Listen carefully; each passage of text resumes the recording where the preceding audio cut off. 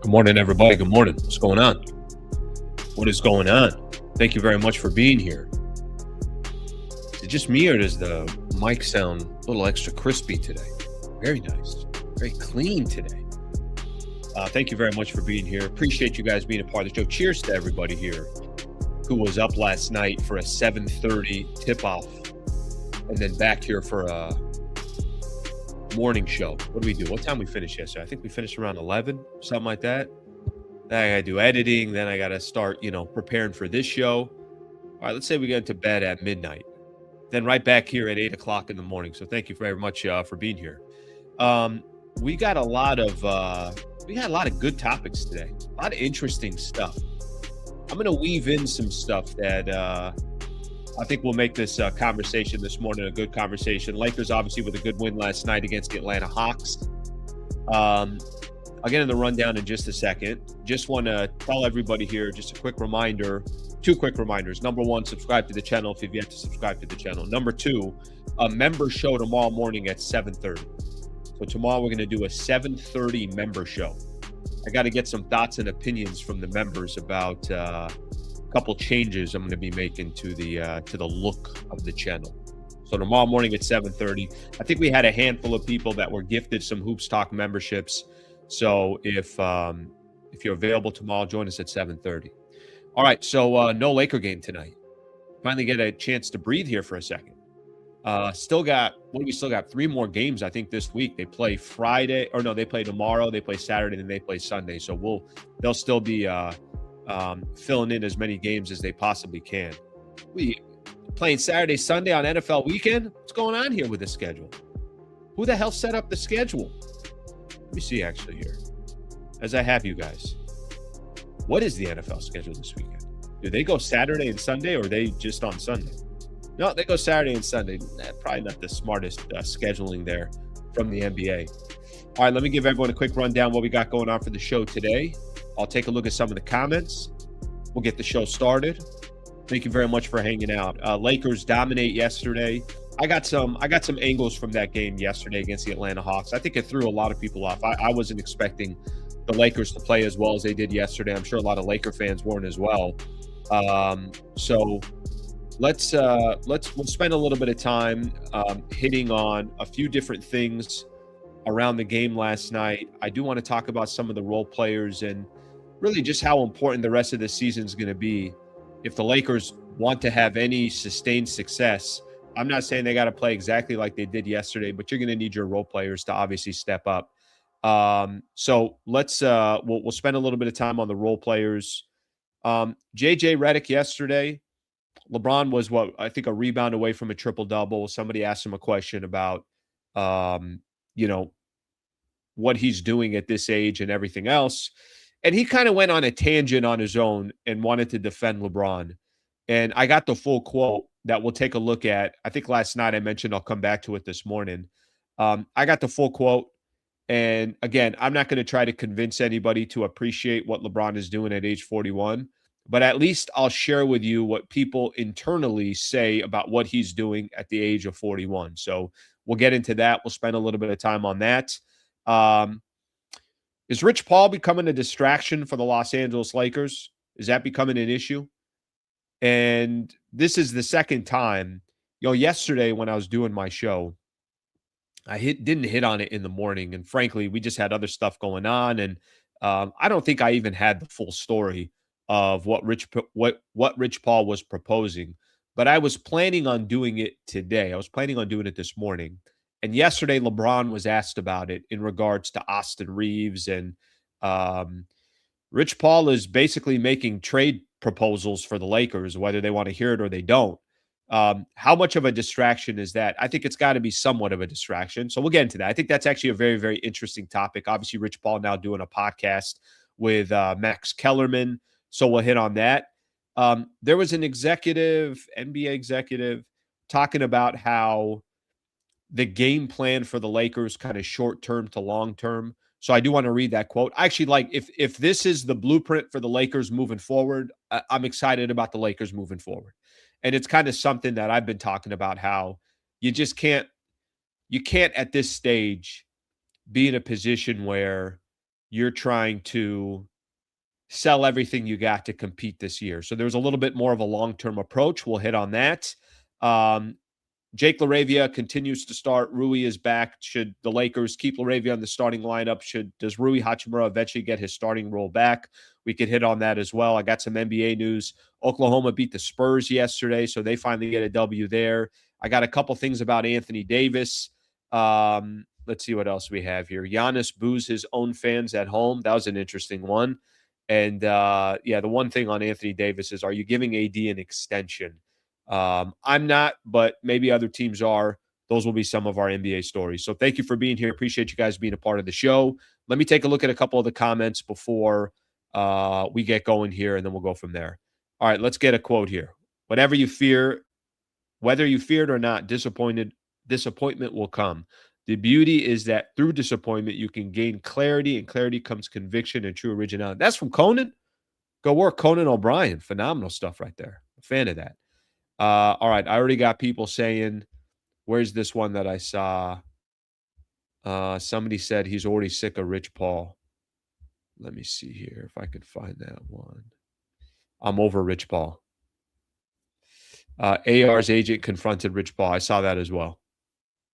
Yeah, listen, I'm going to be honest with you. I don't think over is the right way to put it. I'm curious. I'm interested. I think you could do two things with the Rich Paul stuff. And we're going to get the show started, and then we'll go from there. I think you can do two things with the Rich Paul stuff. Number one, the first thing you could do in regards to Rich Paul, you can kind of break down what he's actually talking about. And I think breaking down what he's actually talking about, if I got to be honest with you, in the couple times that it's been a subject, I kind of see where he's coming from. But the other piece of it is, well, how much of that is going to be a distraction? And that's going to obviously be the conversation that we're having. All right, let's do that a little bit later. I don't want to kind of jump into the show with Rich Paul. There's a couple other things I want to get into first, and then we'll gradually work our way there as the show goes on. So yesterday, Lakers take on the Atlanta Hawks. They balled out yesterday. I don't know what the hell happened. I mean, I'm genuinely, I'm trying to be as honest as possible. Lakers had lost 3 games in a row. They lose to the Sacramento Kings. Their defense was so bad against Sacramento, and all I'm hearing everybody say is, oh, well, Sacramento just shot well. All right, there's a lot of closeouts where the Lakers are nowhere near any of these Sacramento Kings players. You adjust as the game goes. Malik Monk, there's still guys going below screens when Monk is hitting everything. DeMar DeRozan was getting – Lakers are coming off a loss. They got a second of a back-to-back coming. You don't know if Luka's going to play. You don't know if LeBron's going to play. You're expecting LeBron actually not to play. And you got an Atlanta Hawks team that's just sitting in L.A. waiting for the Lakers to come. They had won a few games in a row, a couple of them on the road. Yesterday just seemed like it wasn't going to go as planned. Or maybe it was going to go as planned, and what was planned was the Lakers were going to struggle against the Atlanta Hawks. Couldn't mean that they couldn't beat the Atlanta Hawks, but I thought there were some things going against them. Game starts, and I think very early on, Atlanta took a 5-point lead. And then Lakers go on maybe a 13-0 run, and they go up 8. It's like, wow, okay, well, that changed dramatically here in a very, very short period of time. And then Atlanta would come back, and I think at one point either tied the game or got within 1, and then the Lakers just blew the doors open, at one point going up 32. Yes, Atlanta made a run. They did. They knocked out probably 18, 19 points off of that deficit. But the reality is the Lakers controlled that entire game. They led for over 80% of the game, and they got a much-needed, desperate win to just snap that 3-game losing streak and start putting themselves in a position where, obviously, hopefully they can build from there and gain some momentum. Last night was an impressive win for the Lakers. And I haven't been able to say that in a while, whether it's in the post-game show or in the morning show, but it was a desperate, much-needed W. The Lakers made it happen, and now obviously the Lake Show can kind of see what they can do from here, as they got a handful of games, but they got a game tomorrow against Charlotte they can obviously take advantage of. Looking at the upcoming schedule, we still know January was a light month, so we'll see if the Lakers can continue to get back on track. Here's a question I'll ask Laker fans, and there's a couple of things that I want to hit on with this, but was last night just a fluke? Was it just Lakers shot really well? Everybody played well. Maybe they'd been embarrassed a couple days in a row, and this was a prideful game for the Lakers to come back in and show that, okay, we can have some pride. Guys can hit some shots. The ball will move a little bit more. They had a lot of players that were hitting shots. What happens when Lakers don't hit shots? Obviously it's almost like it's a completely different team. So I'll throw that question out to those that are here on the live stream that are listening. Was last night just a fluke? Was it just a everything clicked for the Lakers? Or do you see some kind of real hope from what you watched last night? I'll tell you, for me, the only thing that matters, the thing that I take away most is there were players outside of LeBron and outside of Luka that were phenomenal. Not they were okay. Not, hey, this player was all right. That player was all right. They were great. And that's not something we've been able to say too often. And if you're going to have any sustained success, I get it. Austin Reaves is out. I get it. And I try to add as much value as I can to the Austin Reaves mix here with the Lakers. I think he's wildly valuable to the Lakers. As of right now, this team, this roster, they are desperate to get Austin Reaves back. But him not being there is not an excuse for Ayton to be bad 3 straight games, or Marcus Smart to be no-shows in some of these games, or Jake LaRavia and Marcus Smart to have a game where they combine for 3 points, or, go down the list of all the different role players. The role players have been so inconsistent for the Lakers. I mentioned this yesterday. Yesterday I did a whole segment on this. Where the hell are the role players? And maybe last night's game actually falls in line to what I've been saying. I have no idea what these role players are going to give the Lakers every single night. Well, last night, I had no idea that DeAndre Ayton was going to give you 17 and 18. I had no idea last night that Marcus Smart was going to give you 16 points, 5 rebounds, and 4 assists. I had no idea last night that Jake LaRavia was going to give you 17, 4, and 3. And Marcus Smart only took 5 field goal attempts. He shot 4 of 5 from the field, still had 16 points. LaRavia shot 60% from the field. I had no idea that all these players were going to contribute for the Lakers yesterday. That's kind of going to be the pulse of the Lake Show the rest of the way. They're going to win games because they have 4, 5, 6 guys contributing. Or they're going to lose games because they're dependent on 1 or 2 players. And last night, they got help from everybody, and they dropped 141. Can we expect that every night? Of course not. Can you expect 6 guys to score in double figures every night? Of course not. But can they get 2 or 3 dudes to step up on a night-in, night-out basis? You asking for too much to get 2 or 3 players to step up? I don't think we are. Or maybe we are. If it's not happening consistently enough, then I think, obviously we're getting our own answer. But I'm going to hesitate, and I'm not trying to be, negative or anything like that, but it's very difficult for me to watch every single Lakers game this year, every single minute of every Lakers game this year, do a daily podcast on the Lakers, see some of these other opponents that they're facing, and think what we saw yesterday is going to be the norm. It's not going to be the norm. But they don't need 6 players to step up every night. They need 4. That's kind of the goal for the Lakers. And some nights have 5, some nights have 3, whatever the case is. But if they're going to have a chance against some of these other teams in the league, they need this beautiful distribution that they had yesterday in points and rebounds and assists. Everybody contributed. And that, to me, is, I think, what really, really stood out from last night's game. So I'll throw that question out again. Was last night more of a fluke, or do you think there's something sustainable that you saw from the Lake Show last night? Obviously, only time is going to tell, and I don't have an answer for you, but, I can kind of give my assumptions here. From what I've seen so far, I'm going to need a lot more of some of these role players to do it on a consistent basis to feel like, oh, okay, hey, the Lakers got something here. Shout out to Brad Wallace and the Wallace firm, official injury attorneys of the channel of Hoops Talk, obviously the post-game show, the morning show. Shout out to Brad Wallace.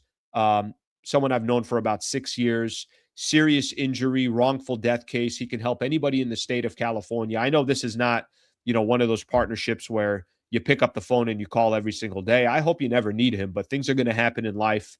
And if you can use some guidance, please go to wallacewins.com/Sliwa. Again, if you need guidance, if you're hoping for somebody to kind of point you in the right direction, him and his team will be able to do so. If you live in the state of California, we created this URL. You can fill out an absolutely free consultation, wallacewins.com/Sliwa. Thank you to Brad Wallace and the Wallace firm. Appreciate them being partners of the channel and of the show. All right. Let's keep moving on here. Let's look at a couple of the comments here. What are people saying in regards to what I just mentioned? Lakers offense is Luka shooting 30 shots a game, and if he gets free throws, they win. Here's what I'll tell you. We were talking about this a little bit in the postgame show. Talked about this a little bit in the postgame show. I don't think the way they have Luka playing right now, Luka puts up monster numbers. He's a top 5 player in the league. You obviously got to get the right team around him, and the Lakers, they don't have the right team around him. And the big question is going to be, what do they do between now and the trade deadline, between now and the summer? And by the time next season starts, is the team starting to look a lot more like a team that's built around Luka? But I will say this, and I talked about it a little bit yesterday in the postgame show. I'm not a fan of ISO ball. I don't think ISO ball works. I do think there needs to be more ball movement with the Lakers. I don't think, and I think there's probably some possessions where guys got to be kind of standing around and say to themselves, well, so is Luka just going to dribble the ball for the entire shot clock? That's not good basketball. And that doesn't mean Luka's not good enough to get any shot that he wants, this, that, whatever the case is. And maybe Luka doesn't have the confidence in some of the players that are around him. But if you're going to have success in the NBA, you can't have success by relying on a player or two. And sometimes Luka falls into that. So Lakers offense, 30 shots a game and him getting to the free throw line, that's not a winning recipe against good teams. That's not, if you're playing the San Antonio Spurs and you think that's how you're going to beat San Antonio, I think you got nothing coming for you. All right, let's get another one here. I want to see some more of these comments specifically about if yesterday was a fluke or not. Love from the UK. Thank you, brother. I appreciate that. This is there's two things that's awesome about doing this show. Number one, you can have listeners from anywhere. That's how YouTube obviously operates. And number two, the Lakers brand is so big, you got Laker fans that are everywhere. How many trades do you realistically think the Lakers make before the deadline? I'm going to hold on to this. I'm going to do something about the front office in a little bit. There was an executive that had said something in regards to the Lakers game plan that I think this will tie to, so I'll come back to this. I don't want to get into that topic without giving it its true time. Okay, let's see what else we have here. Lakers basketball skills is like Houdini. Now you see me, now you don't. All right, fair.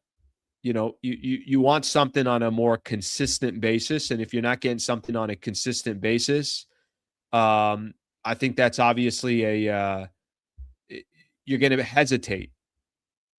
All right, let's get another one here. All right. Imagine going to work and you had no idea what your role would be day to day. Here's what I would do. And I don't know if you guys are talking about Ayton or you're talking about somebody else. And we should get into Ayton because I think Ayton was, obviously phenomenal yesterday, which sometimes makes me even more frustrated about DeAndre Ayton because of that. Here's what I would do. If maybe I didn't know what my role was day to day. And I'm not telling you this is an easy thing to do. And if we're using Ayton as an example, what I wouldn't do is not bring in the proper effort, commitment. I'm still clocking in from 9 to 5. I'm still making sure that I'm useful when I'm there. I'm not wildly different day to day where I come one day and it's like I'm an emotional wreck and I don't want to do anything. And the next day I'm beaming with confidence and I want to, I want to power through a 10, 11, 12-hour day. And I would tell you this, and I heard it yesterday on the post-game broadcast. I heard them kind of saying this a couple of different times, and I was talking about it, how Worthy really goes out of his way to say, you got to get Ayton involved. And if you can get Ayton involved, then maybe there's other ways that Ayton can be of benefit because he feels like he's getting involved. Maybe that's part of the game plan for the Lakers as well. And part of that I would put on Luka to get him involved. All right, let me read this here. Slee, can you make a call-in segment? Maybe down the road.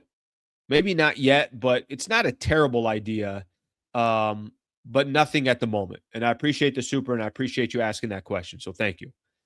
Wasn't a fluke. Just like the law of averages, they missed all them shots against the Kings, and they went in against the Hawks.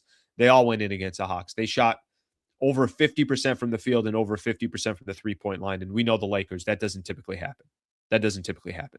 Okay, I'm going to keep moving on here because there's other things that I want to get into.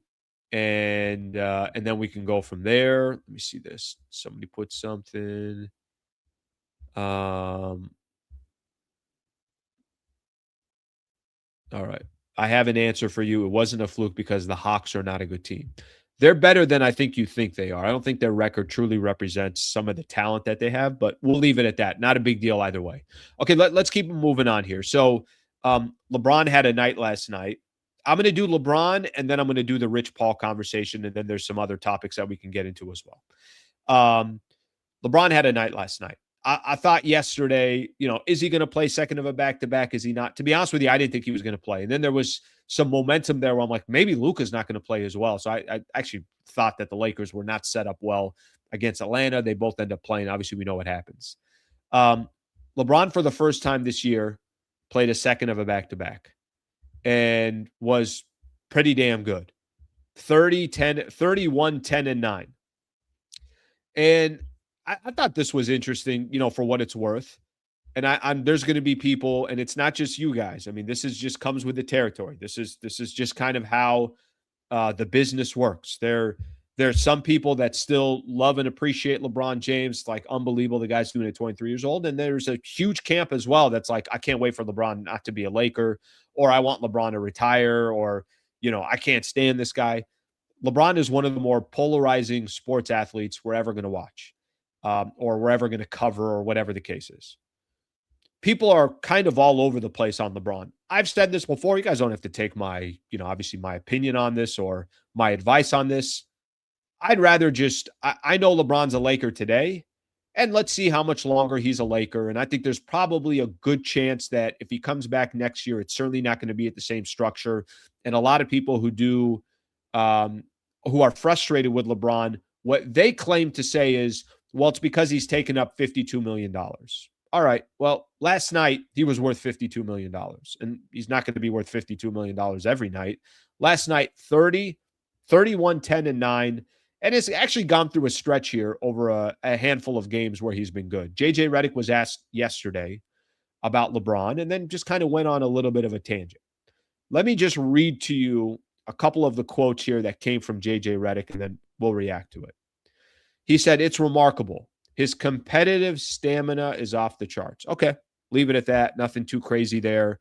Like I said, LeBron 41 he said at one point last week that all back-to-backs are going to be determined just because of his age and everything else. Here's what JJ said about LeBron. "I don't take for granted the LeBron stuff. It's unfortunate, actually.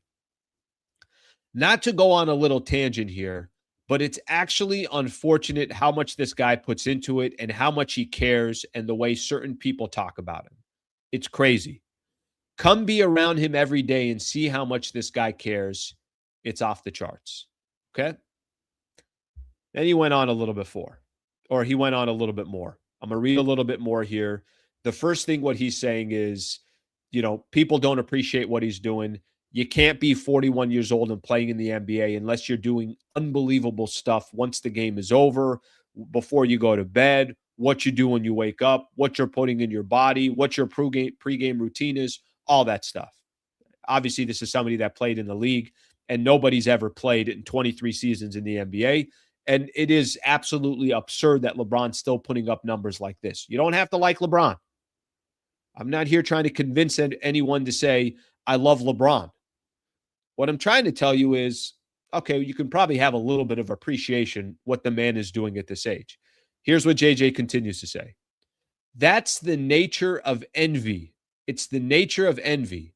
You're not going to get a click. You're not going to get a response by saying something nice about somebody, by acknowledging someone's greatness, by acknowledging how much they care and how much they work and how much they've accomplished and continue to accomplish and continue to go after something. I mean, you got to say something bad about him.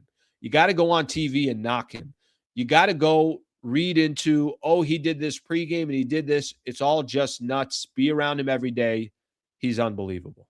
All right. So he's defending LeBron, but defending him in a little bit different of a manner. He's not talking about X's and O's. He's not talking about LeBron being perfect on the basketball court. He's basically going after those who use LeBron as an opportunity to go get whatever it is, clicks, this, whatever the case is. All right, JJ kind of goes into a little bit of a tangent. Luka said yesterday, for me, he's one of a kind to be in his 23rd season to play back-to-back. It costs everybody. But for him, it's probably even more difficult. It shows how much he cares. I'm going to – the purpose of me doing this is because last night he did have 31, 10, and 9. Lakers did win the game. He is still putting up some great numbers at this age, and that's all. There's nothing more to it. I don't need to read anything further into it. It's remarkable that he's doing what he's doing at 41. Do I want to see a chapter sooner than later that has a Lakers team that's completely built around Luka? Yeah, I think that's what they're going to need.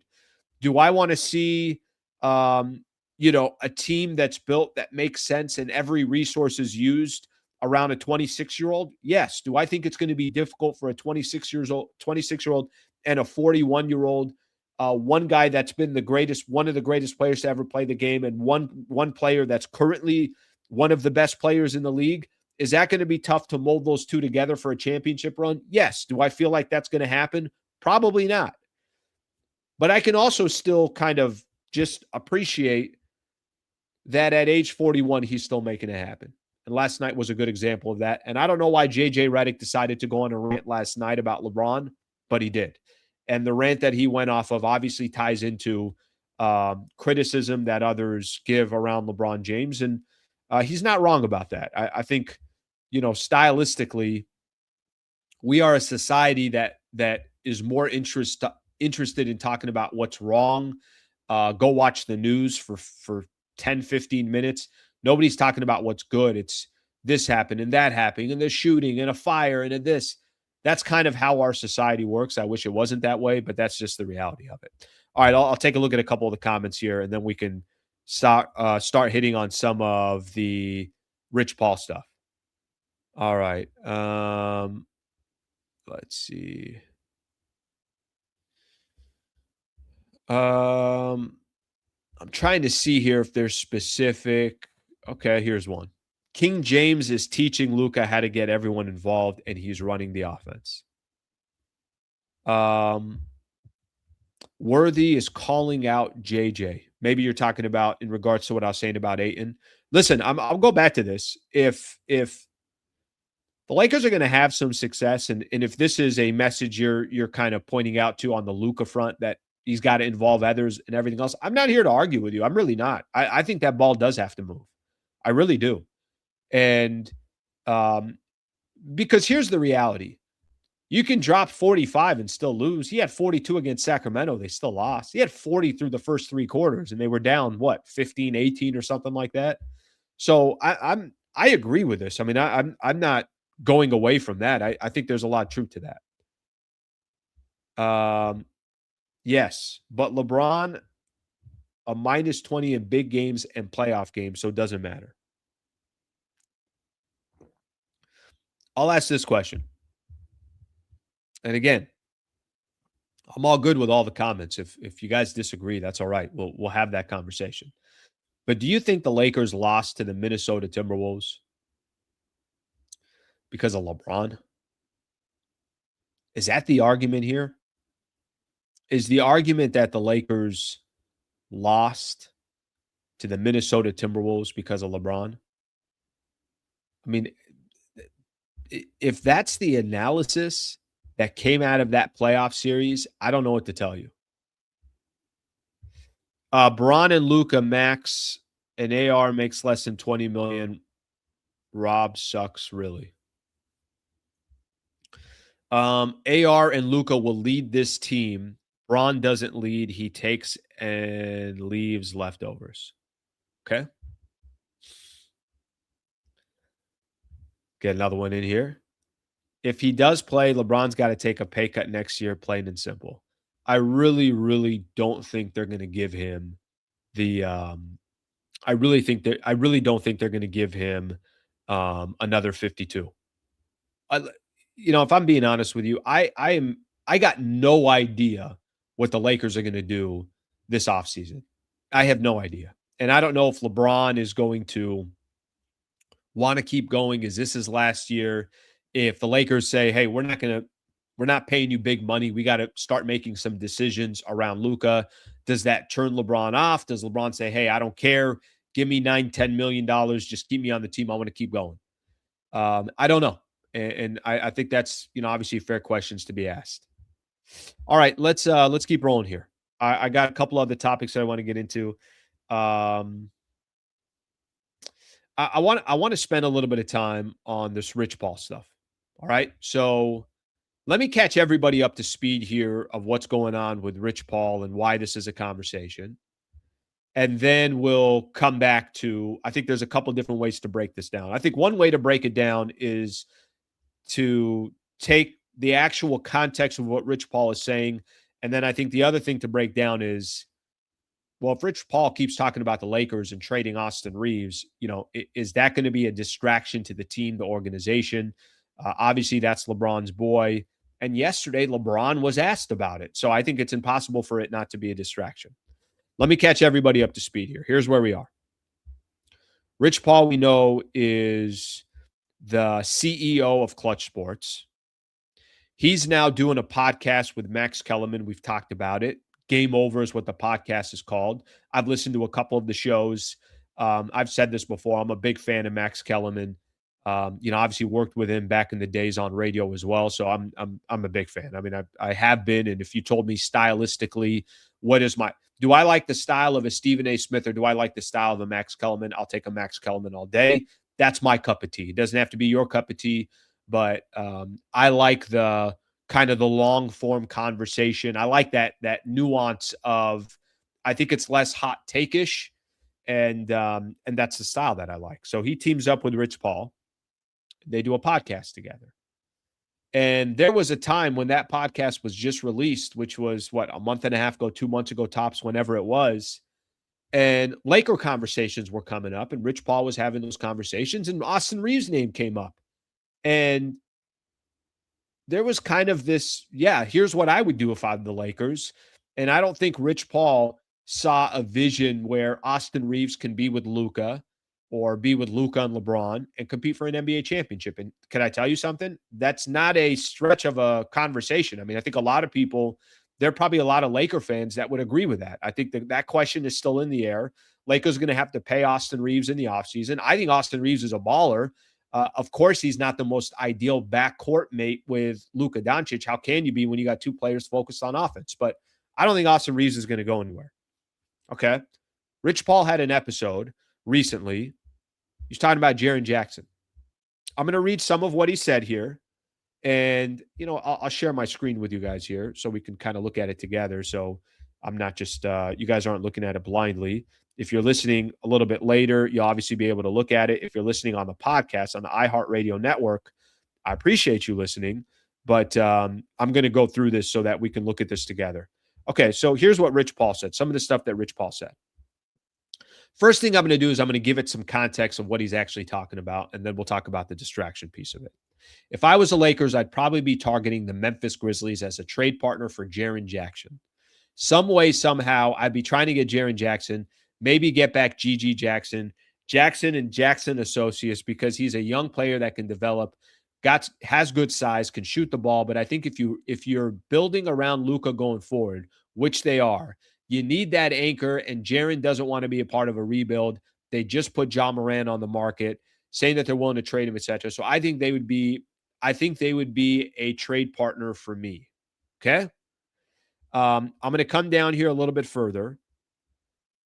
Let me withhold that this comes with a very unemotional attachment because Austin Reaves is beloved, which he should be. He's an underdog. And here's the thing, there's a world where you can do what's best for your team and do what's best for Austin because Austin deserves to get paid right now. Memphis would definitely pay Austin. Okay, that's what he said. All right, let me take the substance of what he said, and then I want to kind of get into the distraction portion of this. What is he really saying?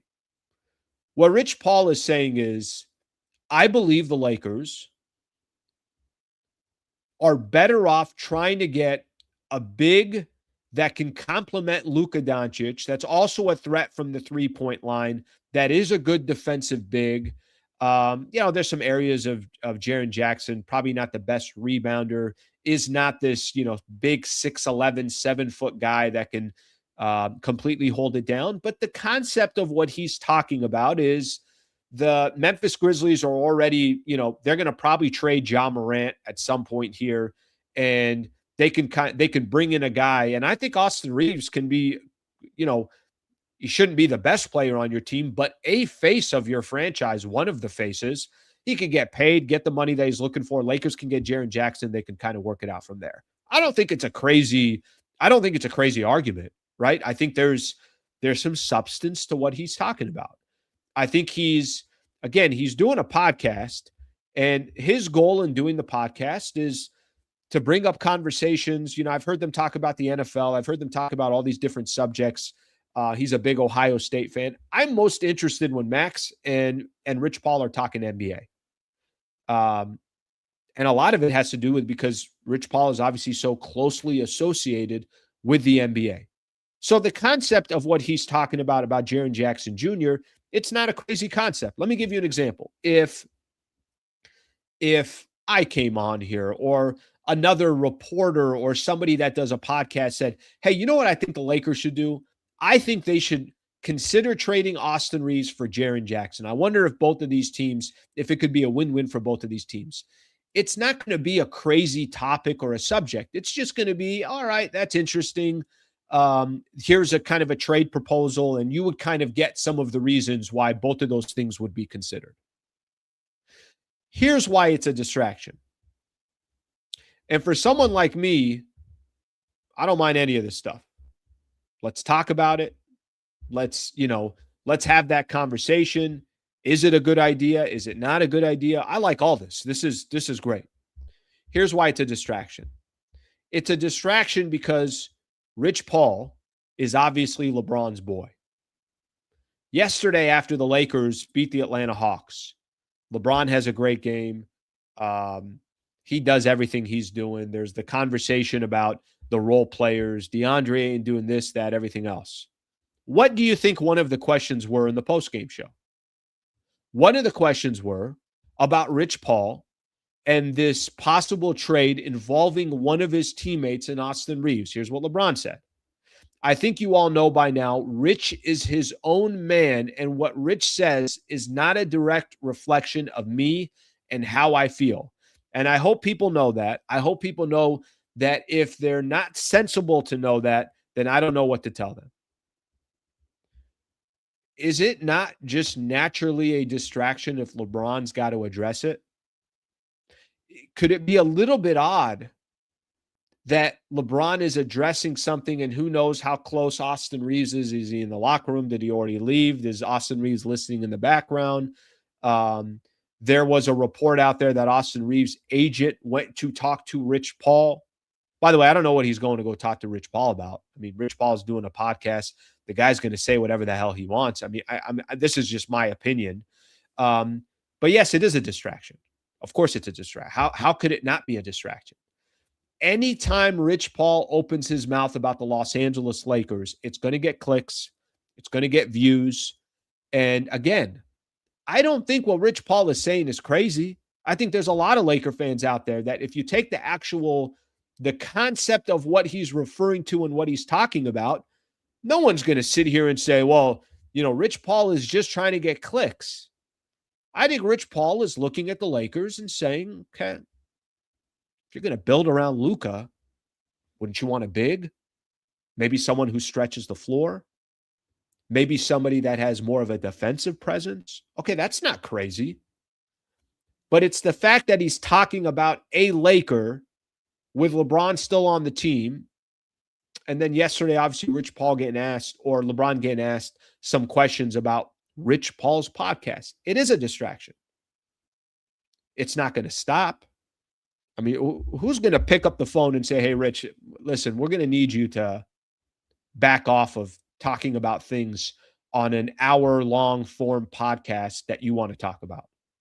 Rich Paul thinks he's got some ideas for the Lakers or the Knicks or the Memphis Grizzlies or where Ja Morant should go. He should say it.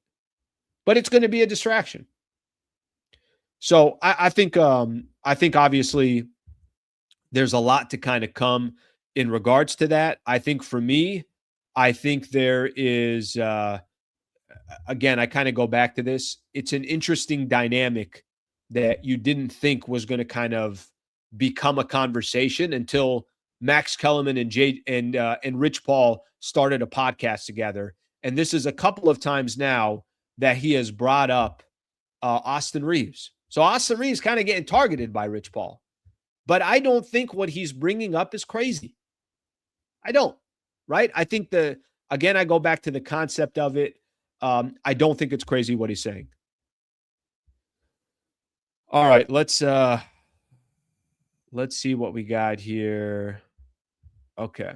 Remember when LeBron approached Stephen A for Bronny talk? Wasn't Stephen A allowed to say what he wanted about Bronny?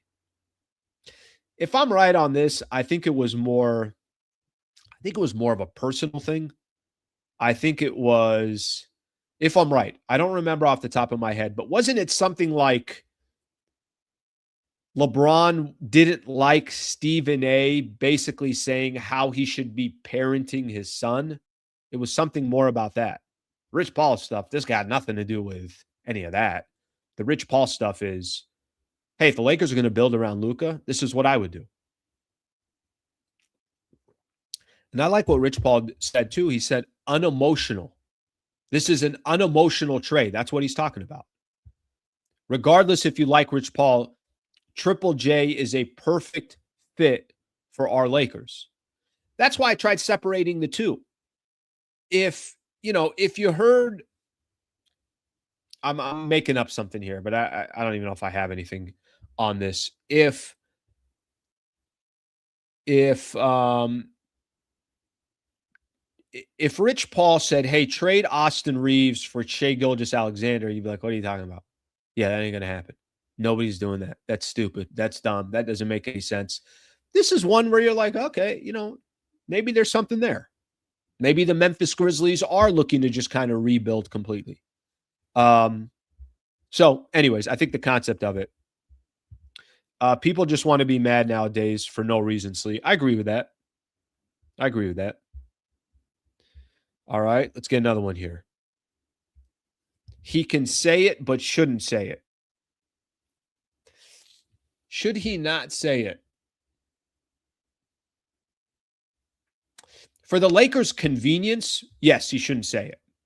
But he doesn't work for the Lakers. So I don't have a problem with him saying it. And again, if you're going to go, I really mean this. If you're going to go do a podcast, and I don't know how many days a week they're recording and they're doing their thing, but if you're going to be active in the podcast game and you're going to have an hour and a half long form podcast, and you're very, very closely tied to the Lakers because of LeBron James, I mean, come on. I mean, that's we're going to say he shouldn't say it. What if that's his actual opinion? All right, let's get with this one. So if you're mad, Rich Paul said the Lakers should trade AR, Gabe, and Rui. Well, welcome to the real world. That's part of the reason why. That's definitely part of the reason why I mentioned from the beginning there are also a lot of Laker fans that sit back and, have said way before this conversation, hey, I don't think Austin Reaves is going to work with the Lakers long term. I think there are more people that have said that than said that this is obviously this is a perfect fit or anything like that. All right. I got a couple of supers here that I got to get into. So let's do that. I'm going to kind of change gears as well. I do want to talk about a conversation about the Lakers front office I mentioned as well. So we're going to do all that.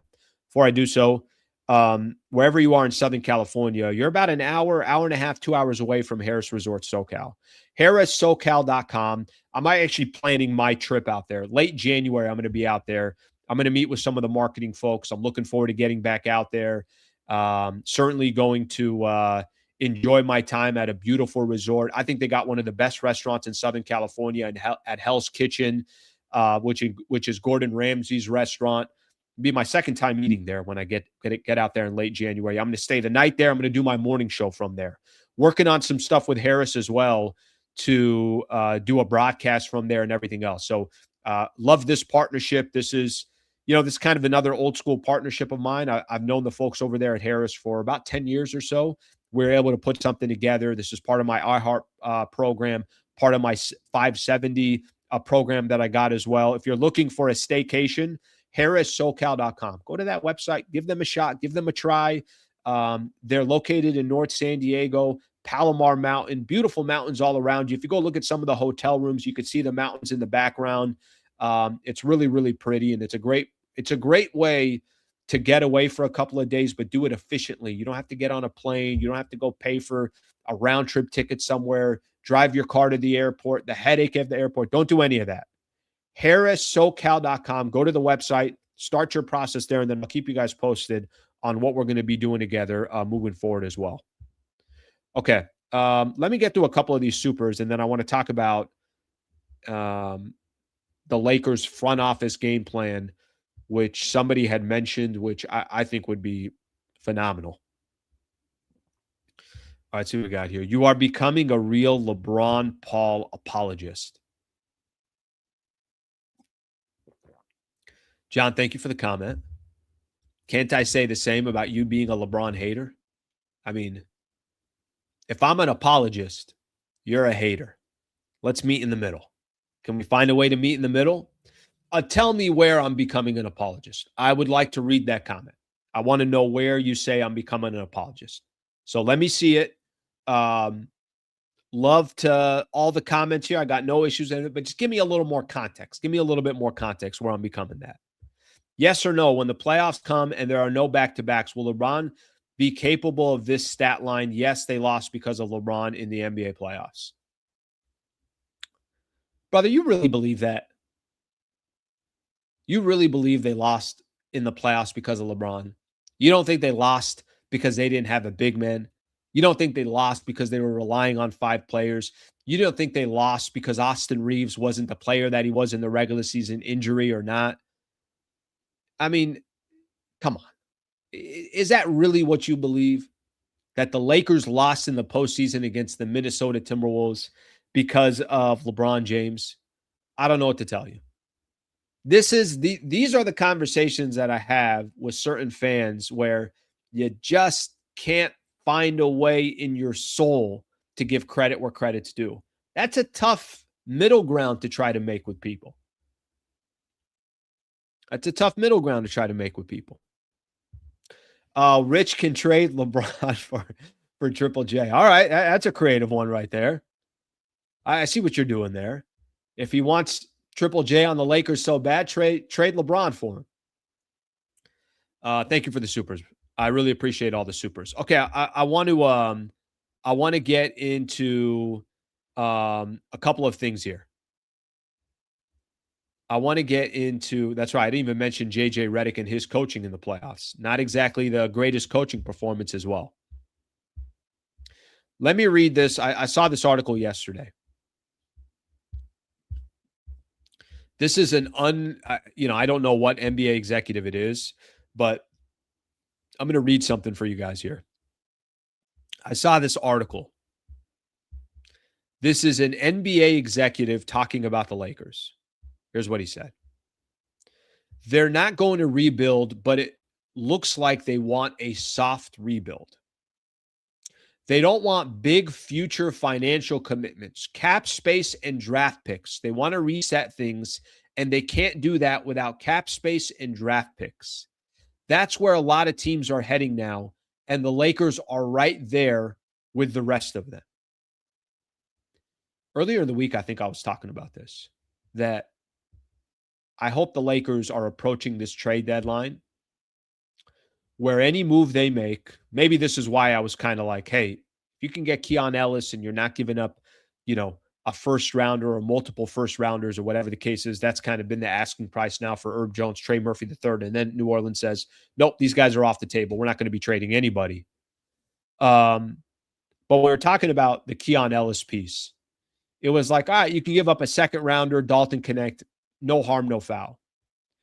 But the main kind of point that I've been trying to make is any move the Lakers make, it's all got to be about the future.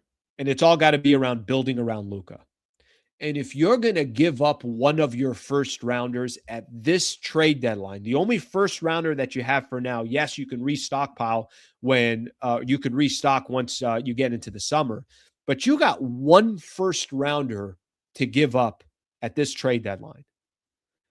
If you're giving up that first rounder for a short-term solution, or you're giving up that first rounder because you're still worried about the LeBron window, then I think we got bigger issues. I don't think this front office will do that. I don't think new ownership will do that. I think what this NBA executive said about it's not a rebuild, but it's a soft rebuild. They reset things without cap space, or they can't do it without cap space and without draft picks, I do think is the right approach for the Lakers.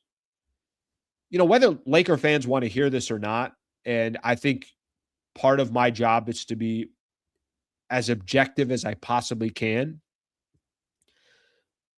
The biggest goal for the Lakers right now is not what they could do this season, because I think we have, look, we got an idea. I'm gonna go through ESPN's power rankings they had this morning. It's going to tell you a lot of what the league thinks of where the Lakers are right now. But part of the thing that the Lakers have to worry about more than anything else,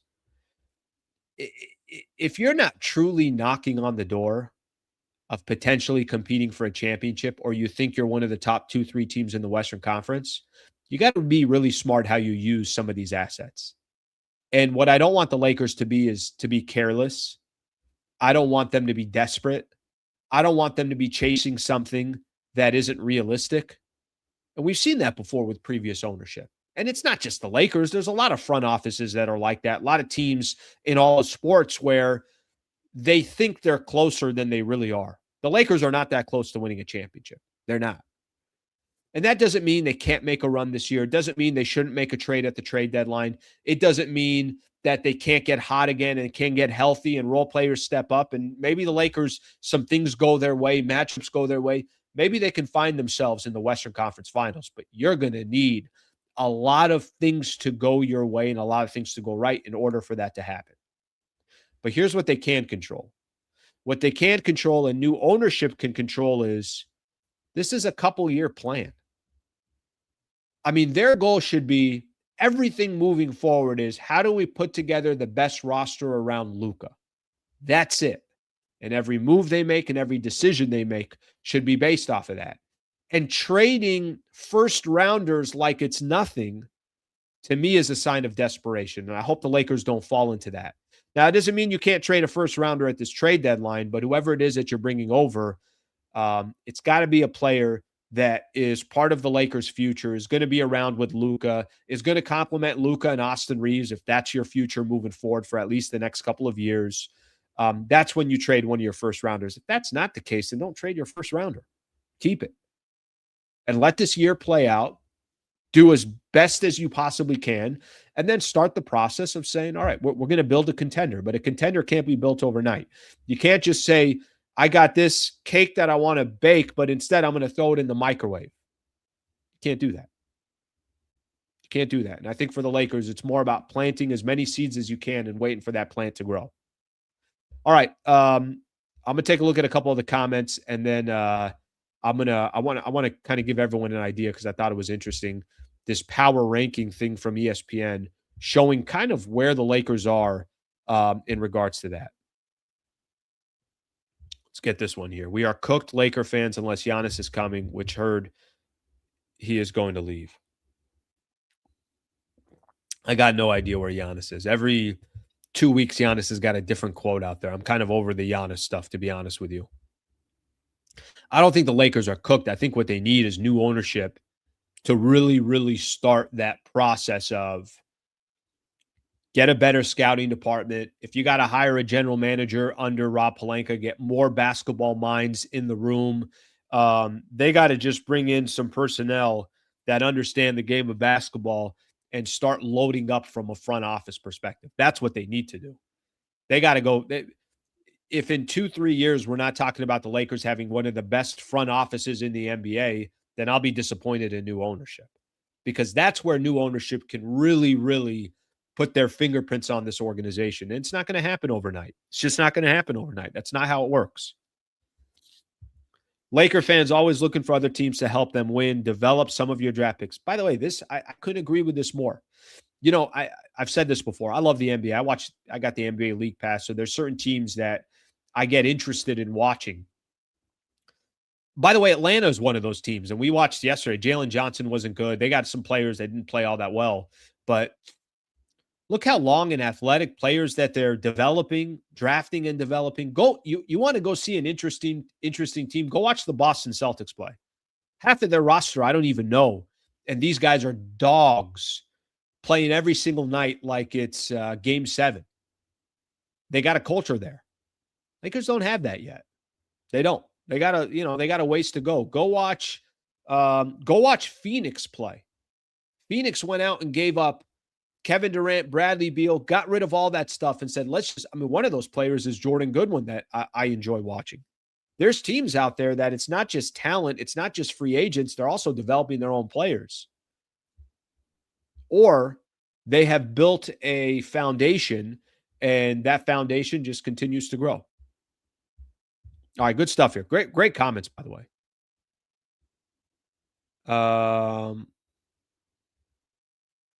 Let's see what we have here. I need to find me another team to watch, but after being a Lakers fan for 20 years, I don't know if I can watch that team. No, it's not that much different. I mean, look, maybe you have an NFL team, maybe you don't. You don't watch other NFL games. If your team was eliminated this past weekend or your team didn't make the playoffs, you're not going to watch the NFL playoffs. I think there's also just a appreciation of just watching the game. So I find myself, I don't have a problem doing it because I love, obviously, I love the NBA. So I love basketball. So I can watch it and not get blinded by it, I guess you could say. All right. Final couple of things we're going to do here, and then we're going to call it a day. I did see this, and I think this kind of tells you a little bit about how the rest of the NBA feels about the Lakers. So let me share my screen with you here, and we're going to look at where the Lakers are on this latest power rankings. And then there's a question being proposed. Should the Lakers keep Jake LaRavia on the starting lineup? So let's take a look at this here real quick, all right? So this is the NBA power rankings. Gives you an idea. OKC back at number 1. Obviously, they beat the Spurs yesterday, finally. Detroit at 2. I'm going to name off all the teams in the Western Conference in front of the Lakers. You got the Thunder, the Spurs, the Denver Nuggets, the Minnesota Timberwolves. 4 of the 5 teams, top 5 teams in the league, 4 of them are in the Western Conference. So that's 4 already named off in the West. Who else do they have? Phoenix at number 8, Houston at number 9. They got the Lakers at number 13. Okay, here's why I wanted to show you this. The Lakers are 13th in the power rankings. Basically, what ESPN is saying is there are 6 teams in front of the Lakers in the Western Conference. Remember how I was talking about how there's 7 squads fighting for 6 spots? The play-in tournament is the 7th spot. ESPN's got the Lakers as the 7th best team in the Western Conference. And I got to be honest with you, I can't really argue that right now. If, you told me who's better today, between Phoenix and Minnesota. I mean, some of these teams are just playing really good ball. They've won 7 of their last 10 or 8 of their last 10. Other teams have momentum. That has not been the case for the Lakers. I mean, they got a good win yesterday, but obviously they were on a 3-game losing streak. The other question here that I think is interesting is this portion that says, this is a Dave McMenamin piece right here, with JJ declaring that Rui Hachimura will come off the bench upon his return. Obviously, we know that. The question here is Jake LaRavia, this is what he's done in his first 6 games of 2026 as a starter. 14 points, 5 rebounds, 2 assists while shooting 51% from the field and 38% from the three-point line. The question is, should the Lakers keep Jake LaRavia in the starting lineup? Rui came off the bench yesterday. Should they keep him in the starting lineup, or do they go back to Rui Hachimura? Here's what I would do. I go back to Rui, and let me tell you why. And I think this is what the Lakers will do anyways. I don't think you lose your starting spot because of an injury. But here's what I will say. If I feel like that's not working, I go back to Jake LaRavia. It doesn't have to be in stone, right? I think one of the things Jake LaRavia does do well, he plays defense and he rebounds, something that starting lineup needs. So I would say this. I would like to see, and I don't know when Austin Reaves comes back, how much that changes things, but I think they're going to give Rui an opportunity to keep his starting spot, but it doesn't have to be in stone. And if things aren't going as planned, then go ahead and make your move and make your, move again and allow obviously for Jake LaRavia to go back into that starting lineup. But most of the time, you don't lose your starting spot if it's injury related. That's how it typically works in regards to that. All right, I'm going to read a couple of comments. We got our top NBA stories we're going to get into. We'll call it a day. Appreciate you guys being a part of the show. Let's see what we got here. All right, let's see what we got here. Jake should start. Jake does way more than Rui. By the way, I'm going to tell you guys this. That's a good sign that people feel that way, because Rui is on an expiring contract, and I don't know what's going to happen after this year. And Jake LaRavia you got for another year after this at a very, very minimal price at $6 million a year. So LaRavia, I know he's been all over the place. Against Sacramento, we saw he didn't do all that much, but no one ever questions his effort. No one ever questions him crashing the glass. No one ever says, oh my God, this guy's shooting too much. The guy kind of understands his role, and I think is just getting more and more comfortable on a night in, night out basis. I think it's a great sign if people are saying, no, Al, I think you got to stay with Jake. So that to me is a good sign. Hello from Spain. I appreciate it. I mean, you're watching from, I don't get one invite to Spain, not one.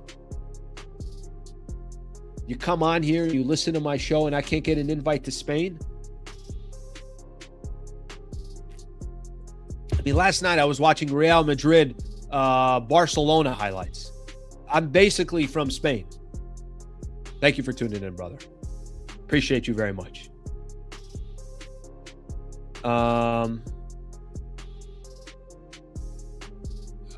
Let's see what we got here. Slee, that's old school. Now you stay with who's ever producing. It's not. Let me put it this way. You can convince me otherwise. And I think you're not wrong in saying, Slee, that's old school. And maybe the Lakers don't have the luxury of saying, well, we're going to go back to something, this and that. Maybe they don't have that luxury. I do think they'll keep Rui in the starting lineup. Facts over feelings. Rui's not starting material, especially playing out of position. Let's put it this way. I'm not going to go down swinging on this one. I could be convinced that Jake LaRavia should be a starter for the Lakers. I could be convinced that. Maybe that also tells you that it also tells you that the lack of depth that the Lakers have, maybe that has something to do with it as well. But I have not had an issue with Jake LaRavia. I really haven't. LaRavia's a bench player, guys. For now, he should be the first guy coming off the bench for LeBron. All right, we'll see what happens. We'll see what happens.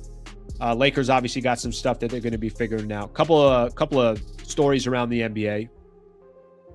The Oklahoma City Thunder finally beat the San Antonio Spurs. kind of handed it to them yesterday too, 119-98. I thought last night was going to be a very interesting game for the Oklahoma City Thunder. They're kind of starting to work their way back on track, but we know they were struggling. They've won 4 games in a row now, but I thought they had to not just beat the San Antonio Spurs, they had to send a little bit of a message to the San Antonio Spurs. I thought that was going to be key. I thought that was going to be important, and they did. I mean, if you're going to be the best team in the NBA and you're going to go 0-4 against one squad, you got some issues.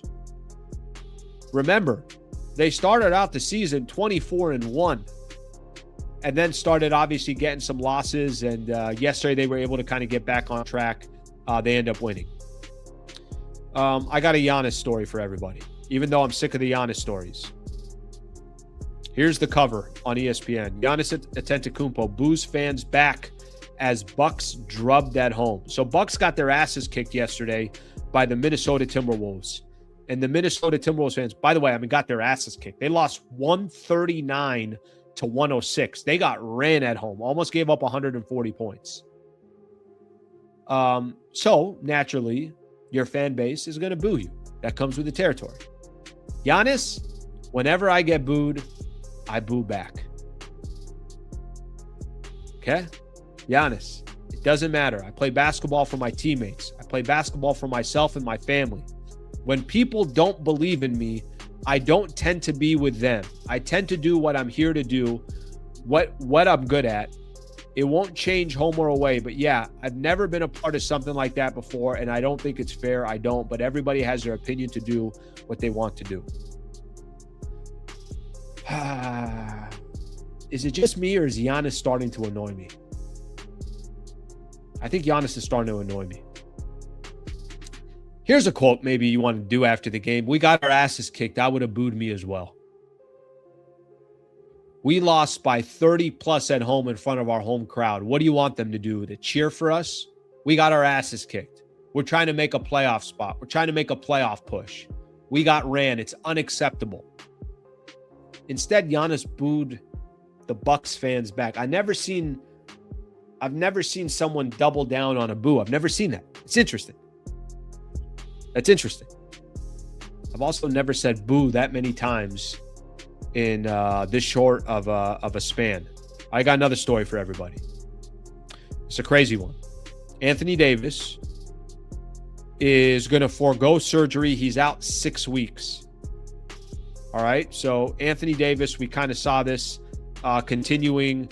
He injured his left hand, and he's not going to have surgery. All right. Then I saw this.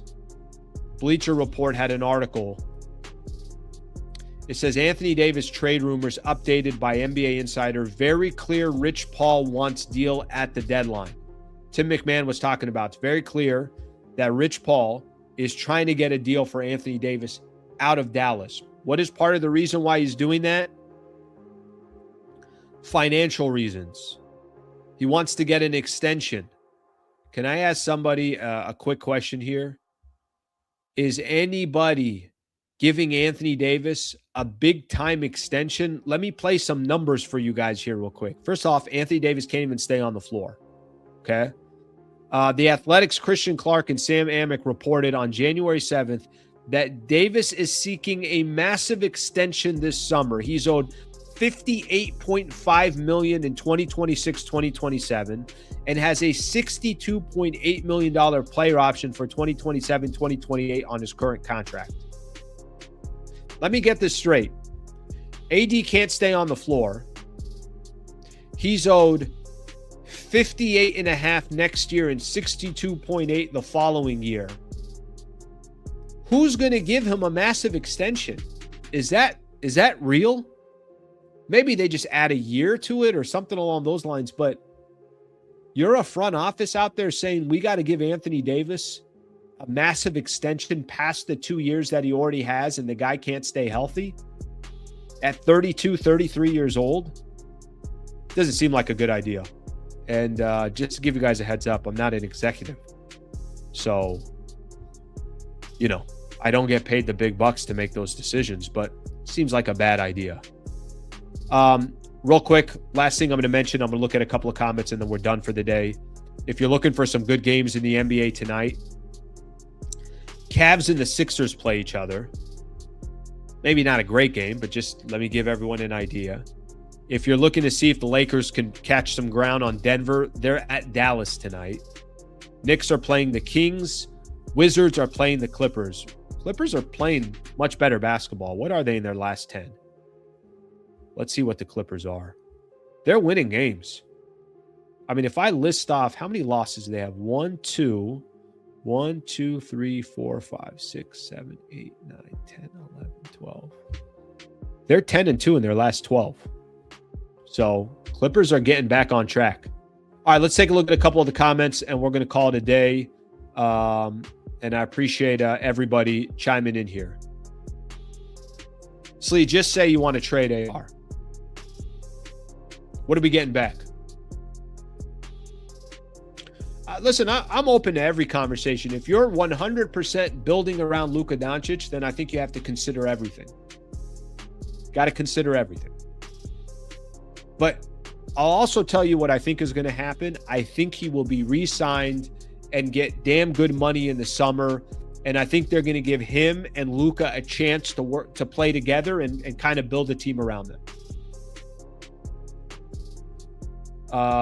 Let's see what we got here. Sounds like something the Clippers would do. Okay. Let's get a couple more in here. Hawks still want AD. I saw that. I know that was part of the conversation before the injury. That was part of the reason why they were doing that.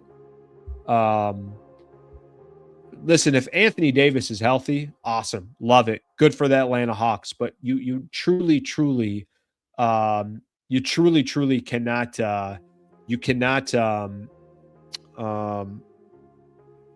don't know, you can take chances like that with Anthony Davis at this stage of his career, and he's still guaranteed 2 more years. You want a contract extension? You still got 2 years left on your deal. You're still making over the course of the next 2 years over $110 million. Giannis won't take disrespect for long. I don't know. Listen, I think Giannis he's also said things that he's got to make a decision with his future as well. He's keeping the Milwaukee Bucks in limbo as well. My sympathy has decreased for Giannis Antetokounmpo when it comes to his trade request, or he's never really actually had a trade request. Giannis unraveling. He might be. Okay, then just request a trade and leave. Then get out of there. This thing is just kind of lingering, I think, with Giannis. All right, we got a couple other supers here that I got to get into. What do I have here? It's me, Northbro. Slee, the show was solid, so balanced and diversified. You are one of one. Keep going. Appreciate you, brother. Thank you very much. Thank you. Thank you, buddy.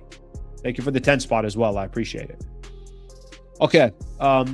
Nothing left for the rest of the day. I got to be honest with you. I'm kind of glad Lakers have a day off, kind of pumping in these games. Sometimes that turnaround, I got to get a couple of these in me to keep it going. But today was a really fun show. And it was... Appreciate all the comments that were involved. Appreciate everybody obviously tuning in. Tomorrow morning, got a member show.